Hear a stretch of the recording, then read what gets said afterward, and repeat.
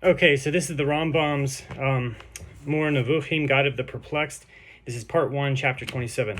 Onkelos, the proselyte, was very perfect in the Hebrew and Syrian languages and directed his effort toward the abolition of the belief in God's corporeality. Hence, he interprets in accordance with its meaning every attribute that Scripture predicates of God and that might lead toward the belief in corporality. Thus, whenever he encounters one of the terms indicative of one of the kinds of motion, he makes motion to mean the manifestation and appearance of a created light.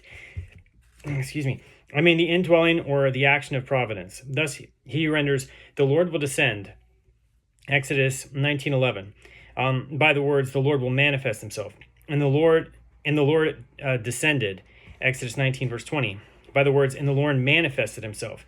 He does not translate, "And the Lord came down." He also translates, "And I will descend now and see," Genesis 18:21, by "I will manifest myself now and see." This occurs continually in his interpretation. However, he translates, "I will descend with thee into Egypt," Genesis 46 verse 4, by "I will go down with thee to Egypt." That is, in this case, Onkelos gives a literal translation of the Hebrew sentence, because we're actually going there too, right? And this is a very marvelous story that indicates the perfection of this distinguished man, as well as the fine quality of his interpretation and of his understanding of things as they really are. This translation also reveals to us an important matter regarding prophecy. For in the beginning of the story, Scripture says, in Genesis 46, 2 and 3, it says, "And God spoke unto Israel in the visions of night, and said, Yaakov, Yaakov," and so on. And he said, "I am God," and so on, "and I will descend with thee into Egypt."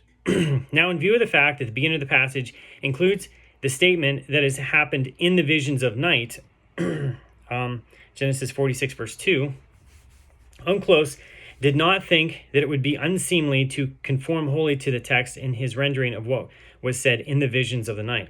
This was the correct procedure, for this passage contains a relation of what was said and not a relation of the story of such as it is to be found in the verse, "And the Lord descended upon Mount Sinai," Exodus 19, verse 20. For that is a relation of what took place within the matters having existence.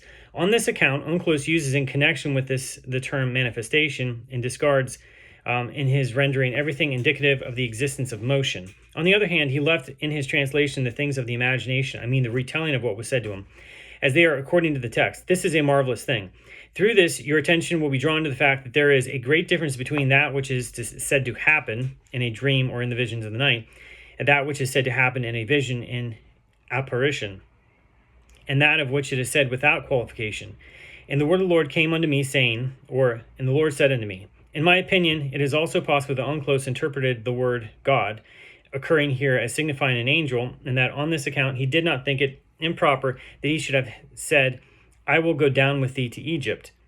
Again, Genesis 46, verse 4. And do not think it unseemly that he should have believed that God means here an angel, though he says to him, "I am God, the God of thy father." That is Genesis 46, verse 3. For this is also said in the same terms by an angel. Do you not see that Jacob says, "And the angel of the Lord said unto me in a dream, Yaakov, and I said, Here I am." Genesis 31, verse 11. And that at the end of the relation of what he said to him, you find the words, "I am the God of Bethel, where thou didst anoint a pillar, and where thou didst vow a vow unto me." In Genesis 31:13. Now there is no doubt that Yaakov made a vow to God and not to the angel. However, this happens continually in the dicta of the prophets. The retelling of things told to them by an angel in the name of God, as if God had spoken to them. In all of them, there is an omission of the nomen regens. It is as though he who addresses the prophet said, "I am the messenger of the God of thy father. I am the messenger of God who appeared to thee in Bethel," or used similar formula.